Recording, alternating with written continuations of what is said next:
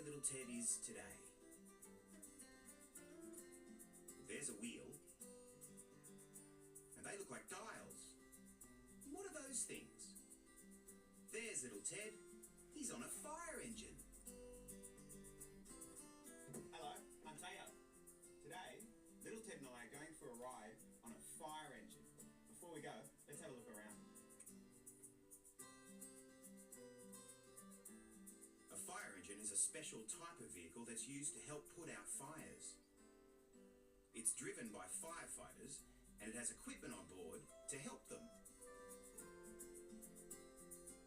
It has a ladder that can reach up really high, which the firefighters use to get closer to the fire. Fire engines are really clever. They even carry their own water. Then they use hoses like this at the back to spray the water onto the fire.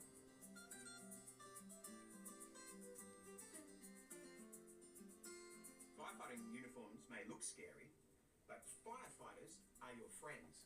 And in an emergency, they are there to help you. This is Marion.